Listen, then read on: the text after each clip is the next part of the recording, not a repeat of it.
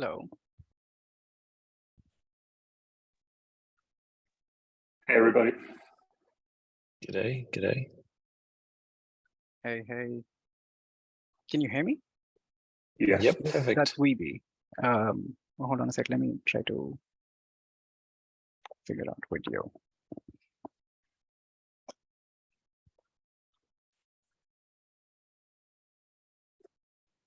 Is Chris also here? I can see his face, but not his podcast voice.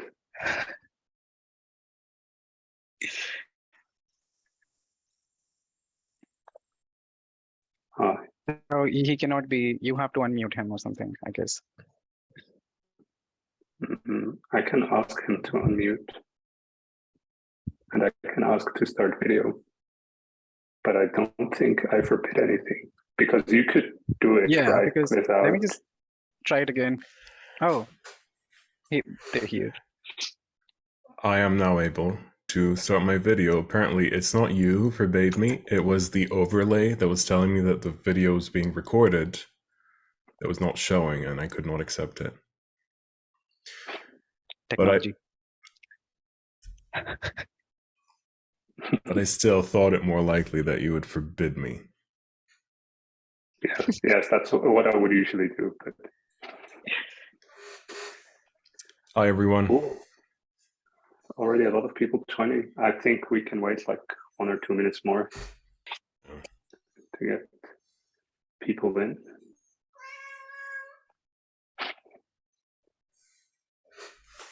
Your chat doesn't want to have you give a presentation. She's been sleeping all day, but now she hears something is about to happen. Is your cat giving the talk today, Chris? She's helping. She's definitely helping. That's what she thinks of it. Does she think attention is all you need, or? Because I mean, that's like, isn't that cat's modus operandi? Is like. It is.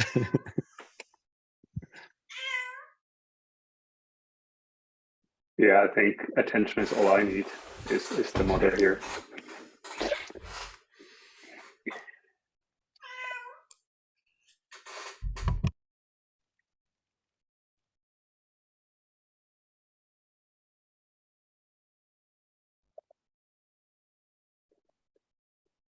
Did you stare at her mean? No. I was just talking back to her, but that was too embarrassing for me to not mute myself.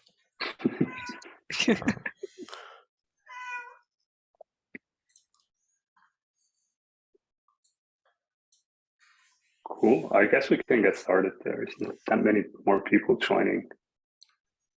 So hello, everyone, to the second session of the book club.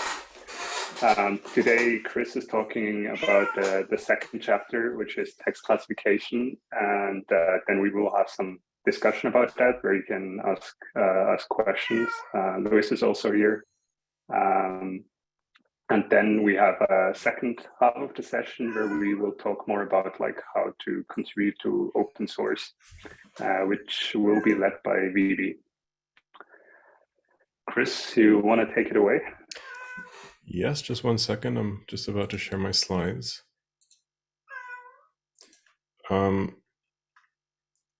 Meow, indeed, Louis. Sorry about the meowing. I hope it's not too disturbing.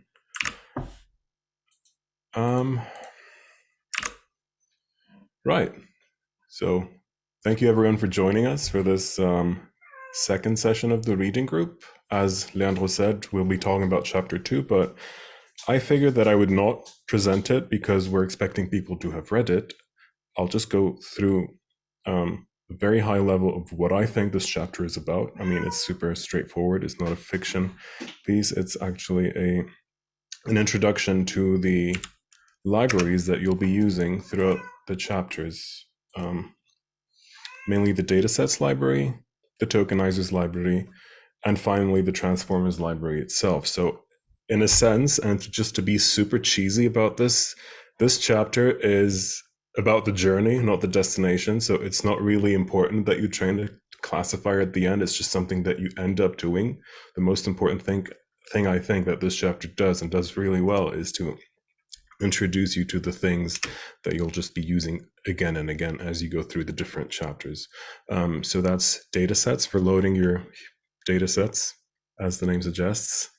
In our case, it's going to be text datasets, which you're going to be tokenizing using the Tokenizers library, which is a very performant library written in Rust that will allow you to batch tokenize your texts. Transformers, obviously. And finally, evaluate, which is a library that was, correct me if I'm wrong, did not exist at the time you guys were writing the book. So that was something that was handled by the Datasets library. And evaluate is a way for you to be able to evaluate, as the name again suggests, your models and your datasets. We'll not be going into detail today, but it's something that we might be able to cover in future sessions. So yeah, starting with datasets, which I'm not going to introduce in the way that the book introduces. I'm just going to tell you something super interesting about datasets, something that I still can't get over, which is the fact that mem mapping is basically magic. And this is the snippet that helped me realize it. So what I'm doing here is, in the line that says mem before, I'm asking the PSUtil library to tell me how much memory is being used by my system. I'm loading a large, 2 gigabyte code dataset of basically documents that consists of code from the Big Code project, which you might have heard about. And then right after loading the dataset, which again is 2.5 gigs, I'm asking the system to tell me how much memory it's using. And when I run that, we'll see that loading 2.5 gigs of data, text data, is actually only using 17 megabytes of memory. And that's not a trick. It's not that the dataset isn't loaded. If we go to the cell here and just go stack small and ask for the first element, it's actually loaded right there for us. If we ask for the 10,000th element, it's also loaded there. And this is something that I'm used to. I know how it's doing it. It's basically mem mapping a file on disk using Apache Arrow, but it's absolute magic. Another thing that this allows you to do is iterate over it quite fast. And you can iterate over the entire thing in about 4 seconds with some variance, I'm assuming. And on this occasion, I want to teach you a trick. Thank you, Nicholas. I want to show you a trick that I learned very recently that really saved a lot of time in a pipeline I was developing, which is 1 second. So there we are. We're batching over the data set and returning every batch into this batch variable. And supposedly when you're doing something with it, you'd be loading some sort of column. So let's just look at what columns there are. We have content, average line length, licenses, whatever, size. So suppose your pipeline required you to load batches of size, so lists of this size field. What we could do is, I'm assuming this, I should have prepared this really. But what this is doing right here is that it's loading the entire slice into memory. And then off of that, it's slicing the size column that we're asking for. Whereas something super interesting about the datasets library is that it has a select method, which lets you do slicing on disk, returning arrow datasets. So all we'd need to do is to go select on the dataset, turn this into a range because I need to be able to select every individual row. Hold on. So I'm doing this, right? Turning this into a comma. So basically just into a Python range. And this should show you that we're doing the same thing, but it's much, much faster. Now, this is a small data set in comparison to what you'd be dealing with in real life, but going from about 3 seconds to half a second, that's something that will really save time when you're like actually paying to spin up instances on GCP or what have you. One last super interesting thing about datasets is that you don't even have to write a loading script. You can just read in the datasets from your pipelines that exist already, which I'm assuming are mostly CSV, JSON lines, but even pickled data frames that that you have lying around. Okay, moving on to tokenizers. Tokenizers are oh, Leandro, what did you learn? I didn't know this electric. It hit me when I was XML. There's actually a pull request by Albert that is creating an XML loader.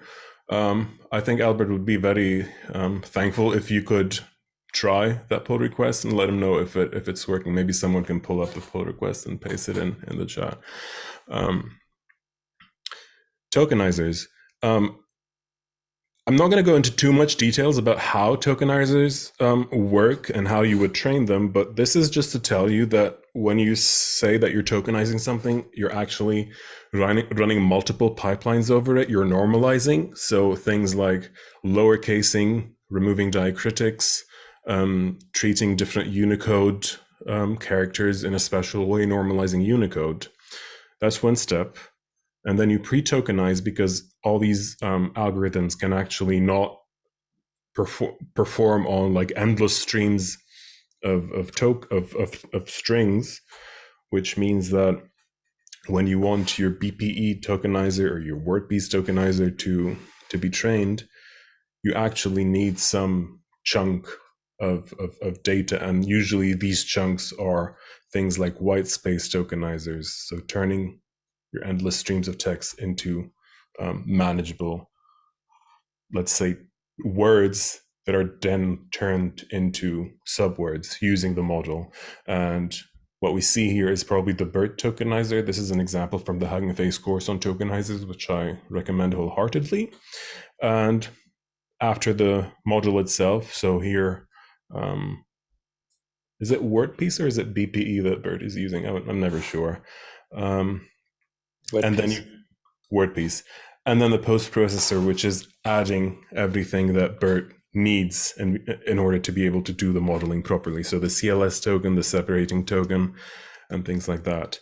And this is all to tell you that when you're dealing with a Hugging Face tokenizer, that you can actually peek under the hood and see how every single step of these is actually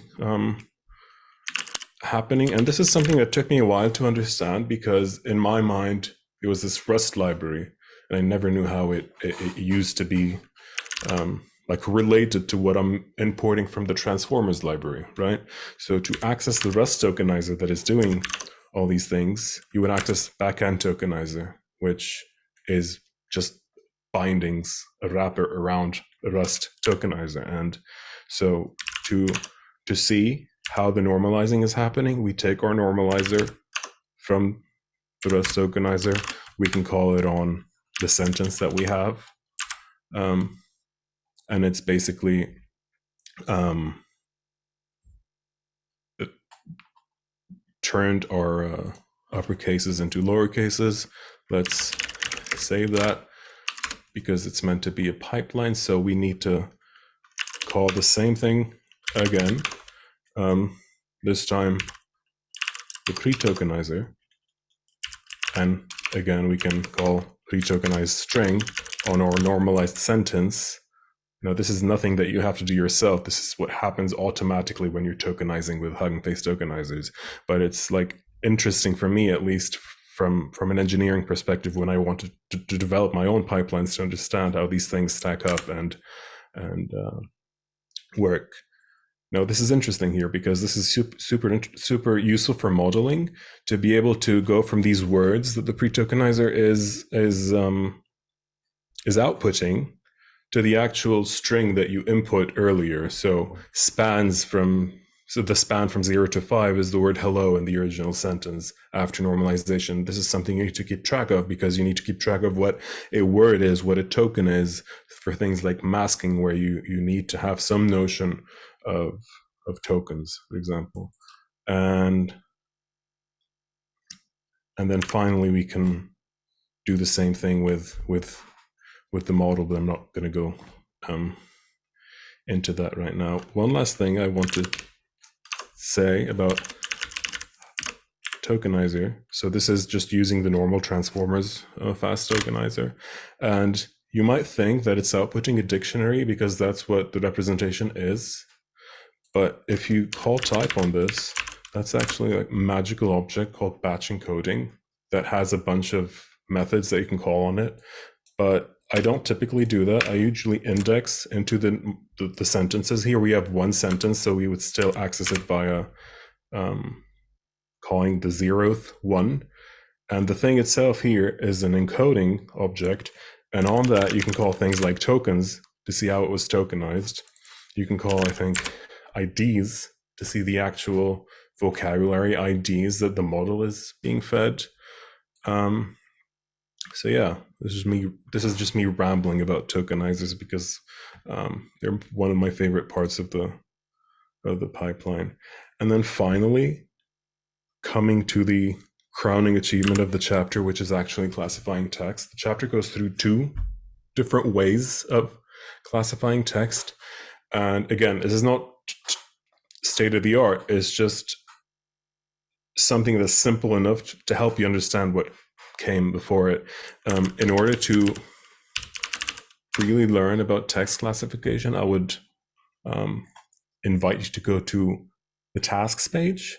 If someone could paste that into chat, we go to text classification, where we see that we have 11,000 models that we can use for text classification. We have a wonderful tutorial by Merve, a very detailed explanation of what classification is, what it can be used for, some links to the Hugging Face course, and a link to the models that are labeled as able to do text classification. So randomly, the first one is a model by Cardiff University that seems to be some sort of Twitter sentiment analysis model.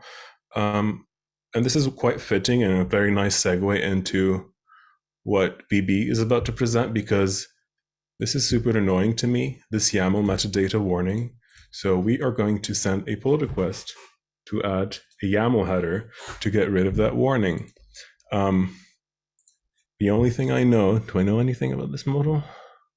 Okay, it's suitable for English, so we're going to add a language field to add a tag so that people know that this is an English model, but also very selfishly to get rid of this warning. So I'm going to add an informative title to my pull request. Add YAML header. This adds an English tag. And hopefully someone will get to this. Right, back to the slides. Last thing I want to talk about is actually 3 different ways of doing text classification in a setting today where you don't have too much data. You could, and I would invite you to visit these links and learn more about each model. I'm not going to go into detail. So you can use sentence transformers as feature extractors, which is a library that is very tightly integrated with Hugging Face transformers. You can use setfit, which is a method that Lewis, along with people from Intel and some other places I'm forgetting, developed to do text classification with very, very few labeled examples. And then finally, a method that is also sometimes used in that space, which is PET, or pattern exploiting training, which I invite you to go and check out. And with that, I'll leave you with a few resources that you can use to get more information about that. And I think we can move on to VB's part of the presentation, which is going to be about open source and contributing to open source. Should we maybe do a discussion now of like the things that you discussed, and Oh, then yeah. maybe Yeah, yeah. after 15, 20 minutes, we switch over to VB? Absolutely. Yeah. Cool. So I see a question in chat from, I'm sorry, I don't know how to pronounce your name, so I'm not gonna do a bad job by doing that. Does the tokenization step help ensure that the output in a language model is grammatically correct? I'm not sure if I'm understanding properly, but I think that no, it does not. It does not care about grammatical correctness. It only cares about the words that you input and the tokens that it has learned to produce. So, and that we can try to tokenize a misspelling of hello by adding an L and actually call the tokens, and it just split it into hell, which is a word that it has seen in the training corpus, and the word LO, which is an ending that it has seen in the training corpus. But does that answer? How does tokenization handle numbers and number sequences or hexadecimal values? That depends on the tokenizer, what it was trained on. I don't know if Leandro or Lewis or BB have something to add there, but yeah, I mean, maybe on a very high level, the way that these tokenizers work is that, for example, if you start with like a BP tokenizer, they start with a vocabulary that's like as basic as possible, and then you look at like combinations, for example, of characters that appear very often, and then these get merged, and you continue merging and merging until you reach like kind of like a target vocabulary size. And with numbers, that means that like sequences of numbers that appear often in your training data, that they might be merged. So maybe 10 will be a token. I mean, you can try what happens to 10. 10 is a token. So you see indeed, 10, and you can probably all like the major numbers. They're like a single token, but you can see now 10,001. That doesn't appear that often in the training data, so it's split into 2 tokens. Maybe another minor thing to note is like these hashtags. They're just here to signify that like the token belongs to the previous token, because we got rid of all the white spaces, right? If you just look at that, you don't know whether it's 1,000 white space 1 or if it's 10,000 or 10,001. And with these hashtags, that's just like a visualization tool to show you that belongs to the previous word. Leandro, I can see Ivan has his hand up. Would you like to unmute him? I think everybody can unmute themselves. Hi, I have a question regarding the tokenization also. As far as I understood, if I correctly understood, Leandro was talking about VPE tokenization. There are various kinds of tokenization, and are there plans to add some new tweaks, e.g. VPE dropout that was introduced by Yandex Fox? I don't remember the authors of the paper, but if there are plans to introduce something new in this domain. Yeah, well, so I mean, yeah, go. No, go ahead. I mean, just like maybe a general comment about like what things get added into Tokenizer and transformers. It's usually if there's like a new model architecture or a new model that's interesting that people want to add, then and there's I think another requirement usually is that there's like some pre-trained model that people want to use. Then this gets added to transformers and also similarly to tokenizers. But it's usually like driven by an existing model that people want to use, less than like here's like a theoretical framework, and then the architecture gets ported without being able to load like a pre-trained model. That's like the high level answer to that. For BP dropout specifically, I don't know, maybe somebody else knows anything about that. Okay, thank you.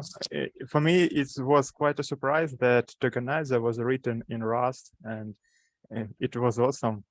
Happy to find that something is implemented in Rust. Cool. Yeah, I think they mainly wanted to make it really fast and parallelizable, and I think it's pretty good at that. Yeah, I just wanted to add, since you mentioned BPE, is that at the moment there are 3 different algorithms that are supported when you want to train your own tokenizer. So you can use Unigram LM, which is what Sentence Piece uses as default in their library. You can also use BPE, you can use WordPiece, and you can do like byte level for each of them, which is a normalizer in a sense, but like is always used in with the name of the tokenizer. Yes, we will share the notebook after this session. There are a few questions. Maybe I read one and somebody else can answer. It's like, when using a model like BERT or DistilBERT, is lemmatization, stemming, and removal of stoppers necessary, or will the noise not significant enough to affect the classification task? Well, the words that make sense statistically for them to be stemmed will be stemmed by the algorithm. You don't do anything. Like all the like traditional, what you see in information retrieval, rule-based, like Porter stemmer, like removing ing off things. These are things that will be driven by the data itself. So it's, in a sense, you just have raw text. You're training a tokenizer to find out what the statistical maybe one thing to add, are. right, is that you don't actually by stemming. I don't know what you exactly mean, but like with the tokenizer, you don't lose any characters, right? Like in the original sense, it just means like your word gets split into 2 words, but you still have like all of the information in there. Yeah, maybe one thing I can add here too is like the reason people want to do like stemming and lemmatization in more like the classical NLP approaches is that usually having a large vocabulary is very expensive. And if you don't do that, you have like a lot of variations for similar words, and your vocabulary can be like a million entries big. But with these tokenizers, like the subbert tokenizer that you can see here, that usually doesn't happen because, as I said before, the way they work is you build up your vocabulary to a fixed size that you predefine. And if a word doesn't fit into that vocabulary, then it will be split into smaller parts that are also part of that vocabulary. So you will always be able to tokenize everything, and you will not have a huge vocabulary. That's why people don't use these techniques usually.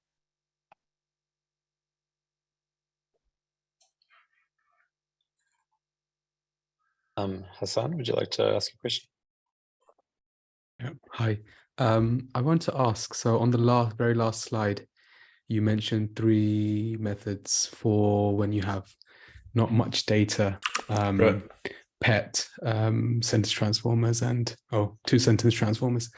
When you say low volumes or low, amount of labeled data, how low are we saying? Because so I as part of my day job, I train like multi-label aspect-based sentiment analysis models, which have like between 40 to 60 classes. And, some of the lowest classes are like 30 labels, even less than that. But we do have like most of them we have a few like 100 examples, some going up to 1,000 examples. But just want to see from other practitioners, like how low is low?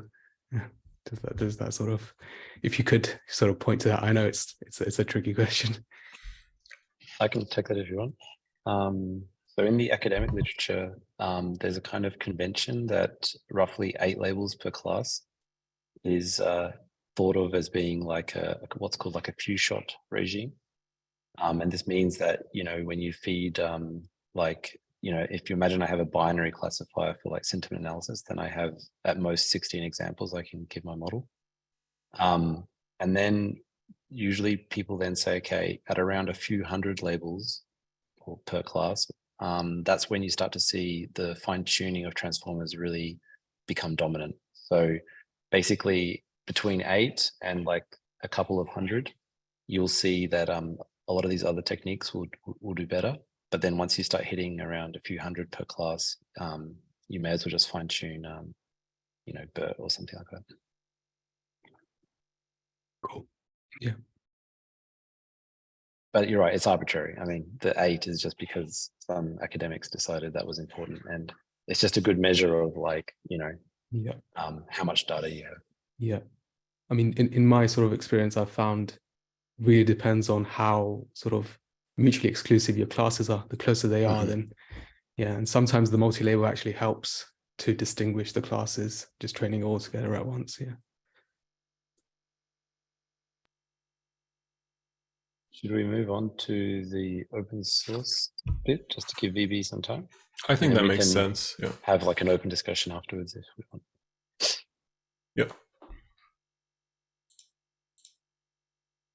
Perfect.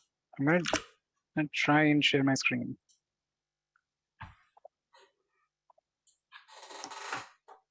Okay. Let me know if you can see the Halloween cats.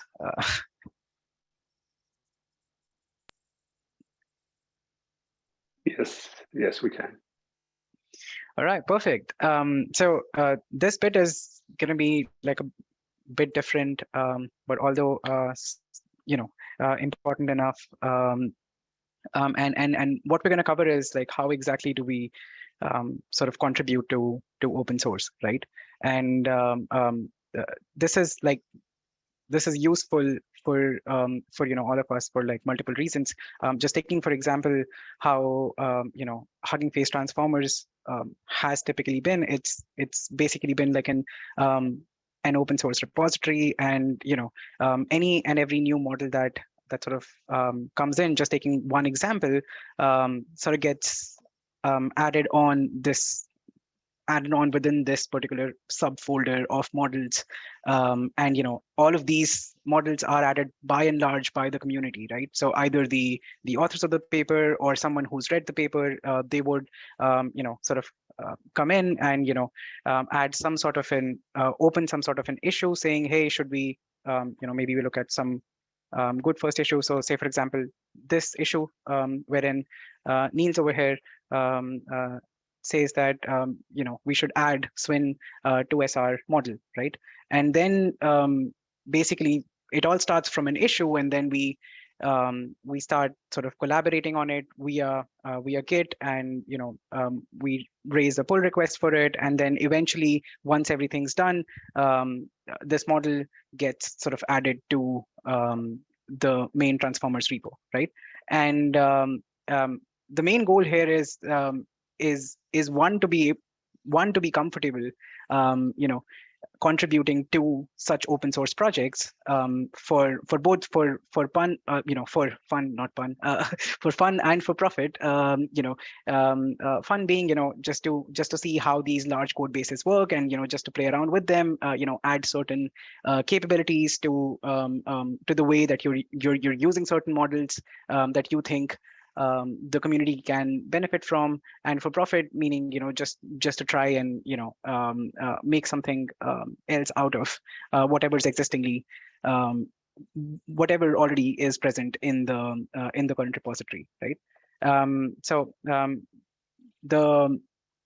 This is basically a Colab notebook with just text, and what we're going to do is we're just going to cover like a couple of basic steps, and then I'm going to like open up my my server, and then we're just going to try to create a pull request. And and then towards the end we also announce some giveaways and so on. So yeah, so now that we've established some bit of motivation behind why you know, someone should contribute to open source, what exactly is you know, open source? Open source is basically software and like code that is available for anyone to freely use, modify, and then you know, use it based on whatever license it comes under, right? So pretty much all of the Hugging Face repositories. Just taking example of Hugging Face over here, so that we're all aligned. Pretty much all the where did it go? Oh, sorry. All the Hugging Face repositories are open source, so you can pick any. So you can pick transformers, diffusers, accelerate, datasets, pick your favorite, and then use them as you please, right? And then there is also the model weight side of it, and you can find those on the hub, and you can do pretty much whatever I'm going to be covering today. You can do the same thing for like model weights and use cases and spaces on the Hugging Face hub as well, right? So that's what basically open source is, right? And how does one get started with open source? So it all starts with, first of all, like choosing where exactly do you want to contribute, right?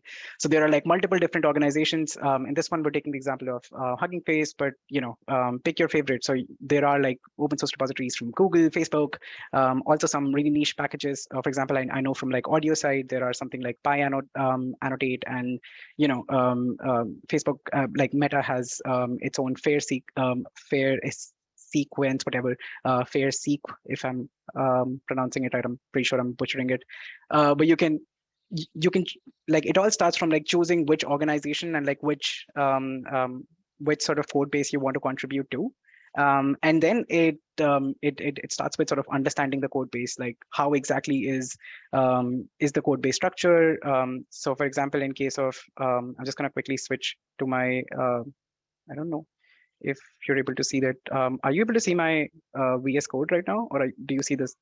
No, I see the Colab notebook. Oh, okay. Give me 1 second. Okay, so I'm just sharing the entire desktop now. So it all starts with, for example, if we decide on, say, contributing to transformers, then you can look at the various things that like the entire code base of transformers. So just on first looks, we can see that there is an examples folder which has all the examples of how to use certain models. So say for example, if you want to look at PyTorch examples, you look at audio classification, then we can see that there is a script for running audio classification, and like there is an accompanying README which tells us how exactly is this what's the intended use of this particular file, how exactly can you use it, what kind of models you can use it, and so on, right? So it like once you've gotten like wee bit of like understanding of the code base, then comes the next bit, which is about finding good issues, right? A good way to find issues is to just go on a repository. So we're going to take the example of, say, transformers, and then click on issues. And oftentimes the maintainers of the repository itself would have marked what are some good first issues for you to get a better understanding of the code base and contribute with. So let me just search. So there is good first issue, and as I click on it, you can already see that there are like 33 open issues, and some of them already have pull requests. So you can see like some of them have open pull requests, but some others do not have anything. And you can basically like click on any and then just start sort of understanding what exactly is happening in this issue and how exactly can you contribute, right? And once you've identified an issue, it would ideally start with something like, hey, I'm interested in contributing to this issue. I would like to sort of contribute, and then then oftentimes you would, like, one of the maintainers would sort of help you understand what exactly are you supposed to do, and then you get hack in, open a PR, a pull request. We'll get to how to open a pull request in a sec, and then we start solving for the issue, right? And that's in a nutshell, that's what is that's how you make a pull request, right? So what I'm going to do now is to just like give you a hands-on demo of how exactly can you do this, like with code, and hopefully this won't take much time, and we'll have enough time for questions towards the end, right? So the first step, identify a repo. So let's start with transformers, right? So oftentimes what you would want to do is you would want to go on transformers, like, which is the library that you want to contribute to, and then you would want to fork this repository, right? So you click on the fork button over here, and then you choose. Okay, so I already have a fork for like, I've already created a fork for it, but you would pretty much like choose your username over here, and then you would create a fork, right? A fork is basically nothing but like you creating, like, think of it as you creating a copy for yourself of this repository, right? So the fork eventually would look something like, let me just open my profile, would look something like this. So like you can see over here that instead of Hugging Face, it has my username and then, transformers. So whatever I do over here would be would be basically separate from whatever happens in the main repository, and I can then sync and play around, break everything in this particular repository, and then once I'm happy, I can sort of raise a pull request, meaning like letting the maintainers of the main repository know that, hey, I have some code that I would like to contribute, and then they can deal with that instead of me messing around with the main code base of the transformers library, right? So it starts with you creating this this fork, and then what you would want to do is you would want to does anyone know how to increase the font size in code? You can probably do like Control and plus. Yeah. Well, okay. There we go. Perfect. Oh, sorry. Let me clear this.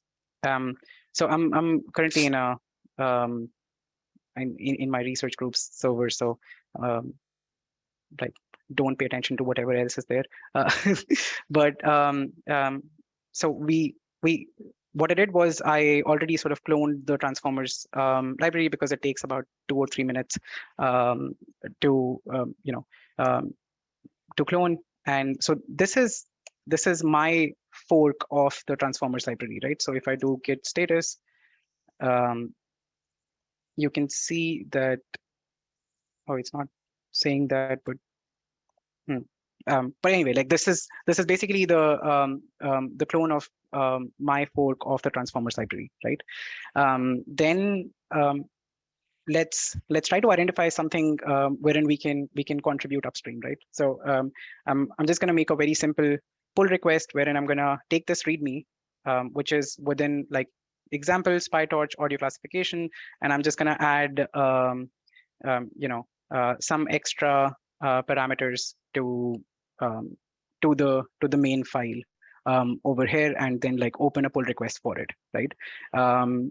And let's see how exactly we can do that, right? So once you've cloned the repo, you go into that repo, and what you would like originally want to start with is to like create a branch, so that like whatever you work on is not on main, but like on like a separate branch. So the way this whole thing works is via Git. Git is basically a way of version controlling your code base. So like what we do is, like, main is where like everything which is ready to be used and which is fully tested sort of stays, and then all the feature requests sort of go in individual sort of branches, and you can like tweak and like play around with the code base as much as you want in a branch, and it would not affect your main sort of main branch, right? And that's kind of like nice, because then you sort of shield your original code base from all the changes that you do, right? So then what you would want to do is you would want to create a branch over here. So you would create, by the way, in case later on you're trying to do something, you can sort of look at these commands which I've put in, and you can just try and contribute via that as well. So let's create a branch, which is git checkout -b. Ooh. add CLI argument. And now you can see that I switched to a new branch over here. And if I do git status, then it says that I'm on branch add CLI argument, right?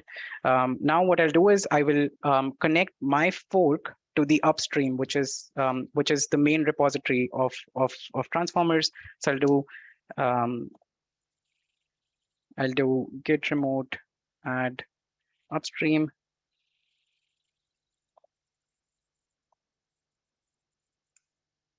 Transformers.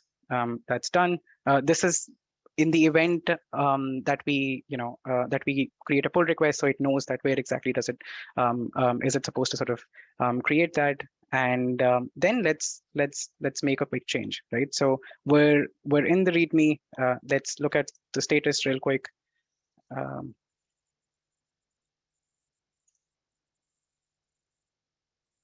And so there's nothing to commit right now.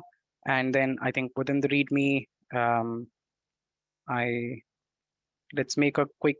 I mean, actually, let's just make a quick change. So instead of let's update the warm-up ratio from 0.1 to 0.2 over here. Not that you should do it. I'm just giving you an example of how you would go about the entire process of contributing to a code base that isn't yours, right? So let's just say that we update the warm-up ratio from 0.1 to 0.2 over here. And then if I do git status, you would see that it already says that this particular README file has been updated, right? So then we do git add examples, PyTorch, audio, README, right? Then we add a commit message. I am updating the warm-up ratio from 0.1 to 0.2. And then we do git. Then we push these to the to our repo origin. And what was our add CLI add underscore CLI underscore arg. And now you can see that as soon as I pushed it, it said that you can create a pull request for add underscore CLI underscore arg by visiting this particular URL. So let's find our way over here. So you can see, so it says that the base repository is Hugging Face -transformers, and this is supposed to go into the main branch over here. And I'm contributing from my fork of the repository, which is webhub-s10 transformers, and then from add CLI arguments branch. And over here you can see. Let me just zoom in a bit, and you can already see the change that I've made over here. And for transformers, there is an entire way, entire PR template. So look at it. It would basically be about what kind of changes are you doing in this particular pull request. What all have you checked? Have you run the tests? Did you make any documentation changes and whatnot? You tick mark those, and who all can review. You basically @rate those people. So I'm just for the sake of it, I'm just gonna add Louis here. Oh wait, I can't. Definitely not Louis Bull. That's not my GitHub username. Is it Okay. Lutan or whatever? Okay, I'm just gonna add Yeah, Leandro yeah. over here, and I'm just gonna create a pull request. Please do not merge it. And when I click on create pull request, oh wait, did it not click? Okay, let's give it a second. And so now you can see that my entire changes that happened have now been sort of now show up in in the form of a pull request where you can see like what all changes have been made to the README because we just made that, and what sort of comments are there, and you can also have like a conversation with the maintainers over here, and so on. Before this gets before I get a bad rap for this, maybe I will basically close this afterwards. But this is how you contribute, and then people sort of get more and more sort of information. Then you can have like a conversation with the maintainers and so on afterwards with it. For example, like this, and then you keep on sort of commenting and making changes and so on. For example, eventually maybe we realize that we want to go from 0.2 to 0.1 again, so you can do the same change and like just commit another change into the pull request, and that's pretty much it, right? So if this was like too fast for you, you can always like look at the Colab notebook again, and it has the same sort of commands which I used, and you can basically try and replicate this and so on. One thing that I would like to mention over here is that once you get like a pull request merged, at least in like transformers or like any of the Hugging Face ecosystem libraries, then you get a mention in whichever release your pull request gets merged in, right? So it is quite like gratifying to see your name up there, and the fix that you sort of merged, or like the model that you contributed and so on. And this goes beyond just just contributing. You can use these contributions as a way to show the depth of your knowledge during like your interviews, or just to build a portfolio of tools that how to work with, how to contribute with, and so on. Now that you've seen how this works, now it's your turn. I've put in a couple of links to good first issues from Transformers and Datasets, but realistically, just check out any of the Hugging Face ecosystem libraries, and there is a nice sort of contributing guide that you should definitely look at. It essentially like walks through what exactly what exactly is what does like a good contribution mean. So like how fixing outstanding issues, adding new features, implement new models, fix like examples or like documentations and so on, and how exactly do you go about it, and so on. Last but not the least is the fun stuff. Louis or Leandro, do you want to talk about the fun stuff? I think Leandro can talk about the fun stuff. I'm no fun at all. Sure, I can talk about fun stuff. So one thing we thought we could do to make this a little bit more interesting is we'll have the reading group every 2 weeks. And within those 2 weeks, you can go through these like good first issues or things that interest you and create PRs that potentially get merged. And you can post the things that you've worked on in the reading group channel, and we will have a look at the things you did. And every week we can kind of like crown the best PR or the coolest PR. And we have like 2 options for swag. We can either see if there's something on the Hugging Face store that interests you, like a hat or like a t-shirt. Or we also get some physical books from O'Reilly. So if you want like a physical book, realistically, maybe Louis and I can even sign it. Getting Tom to sign it is logistically a bit hard. We can just fake his signature. Yeah, we just I'm really good at that. And then we can send you a copy. So have a look at the issues. There's like sometimes it looks like it's very hard to get something merged into Transformers because like such a big library and so many people looking at things. But there are a lot of like low-hanging fruits to get started. Yeah, I think one thing I would say. Oh, sorry. Yeah, just one thing I wanted to add. Like one reason to contribute to an open source library. It doesn't need to be Hugging Face, just any like open source library in general, is that it's also a learning experience, because you get like kind of one-to-one tutoring. You write some code, and then a maintainer of like a big library looks at your code and gives you tips how to make it better. And to me, like, code reviews have been like the main learning factor, like the past few years for coding.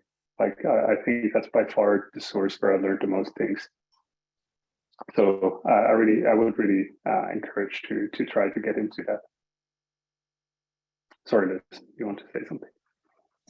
Yeah, I was just going to say, like, if you've never done this before, my suggestion would actually be to start with like documentation. There's often like, you know, if you look in the docs, there'll be something that's missing, and even really something as small as a typo. It sounds like, okay, it's not a worthwhile contribution, but it really is something that, you know, just gradually improves everything. So I think that might be like the easiest place to start. And then you can dive into like the more, you know, advanced things, like, you know, either implementing a feature or fixing bugs and stuff.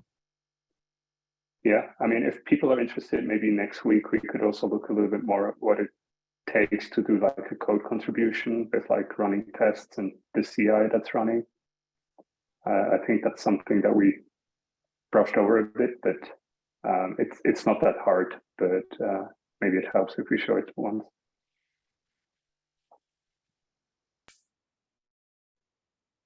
Are there any questions about open source?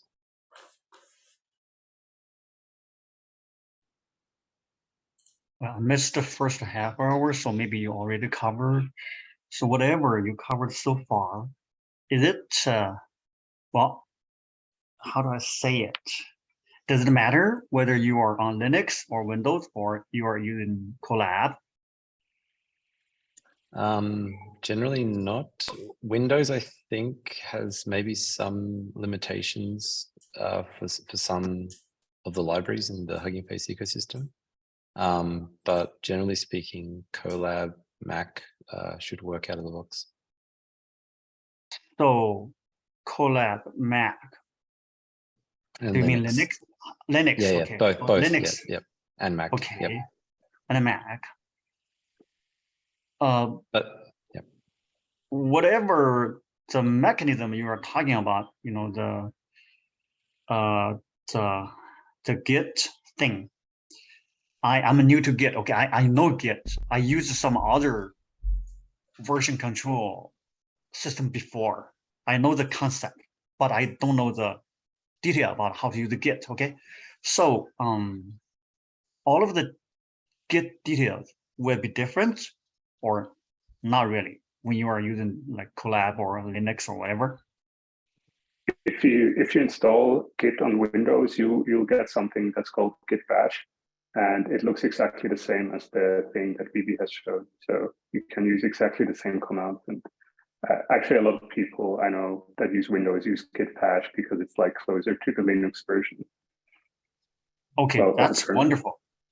That's wonderful. So next question might not be related to this, but eventually maybe you will come to it. So Hugging Face, this, yeah, it's great thing. I mean, really enlightening. I mean, is it this thing a kind of a thing for data scientists to do prototyping? And will the code need to be rewritten when you need to deploy it? I mean, I would rather, I prefer if you can minimize the rewriting of the code when you deploy. I mean, I know the answer is always depend. It always depends, of course. But I want to ask, this depends. I mean, what kind of scenario you have? I mean, if you want to cover it in later session, you know, you don't have to talk about today. I can wait.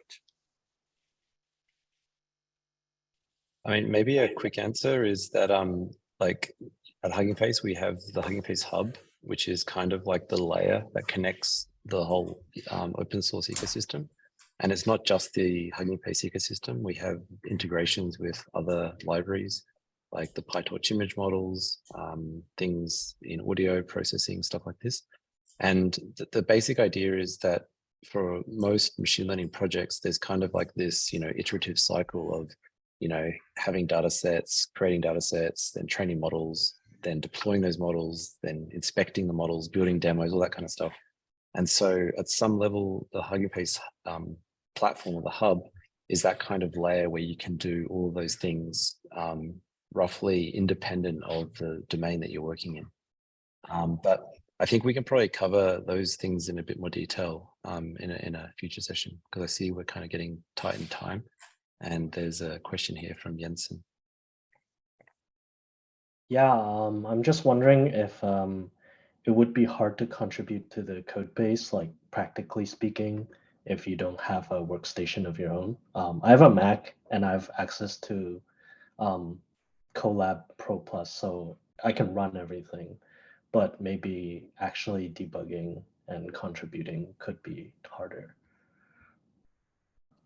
I don't think it makes a difference. I do all of my transformers code writing in a Mac. Basically, you just generally have to check that you can do a few iterations. And if it works, then in the transformers like CI for the continuous integration, we have a bunch of GPU tests.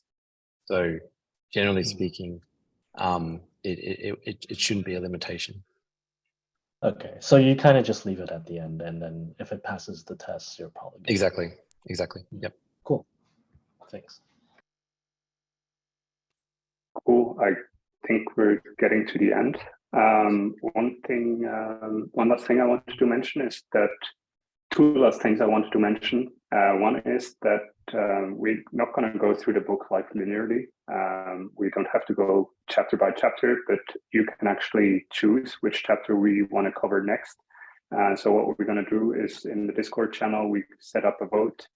I think we're going to propose like a few chapters that make sense, not to jump to like the last one at the very beginning, but I think we have like some wiggle room what to look at next, and you can choose what's the thing that you want to discuss next week, in 2 weeks. And the second thing is, especially for the book part of these sessions, we don't want to run all of them ourselves. So we think it's much more valuable if you also get involved. And so in addition to giving like people swag for like the coolest PR, we can also give people swag if they want to like run a session next time. So if we choose a chapter and that's something that you're really interested in and you would like to like summarize it for 10 minutes like Chris did, or point out something that's super interesting to you that's in like that domain, then you can take over the session and lead it. And I think that way it's going to be way more interesting than if it's just us talking. And of course, we're still going to be there and we can still do like the QA sessions. Cool. So yeah, maybe in practice, right, on Discord, we can figure out what to do next. Maybe we do like a poll or something. Exactly, yeah. That's what I meant. And if you want to take the lead on the session, just send a message there. Like, I want to do this. Maybe one last thing is to remind everyone that O'Reilly has very generously provided a 40% discount on the book for people who use Google Play. And that's been posted by Leandro in the Discord, in the reading group channel. So be sure to check that out. Yeah, I think if I remember correctly, if you buy it through like the Google Play Store, you get like a PDF or something. So you don't get like a nice Kindle thing that you can use on your Kindle. But I think it should be good enough to read. Cool. Then in that case, thanks everyone. Have a nice evening, have a nice day, and see you in 2 weeks.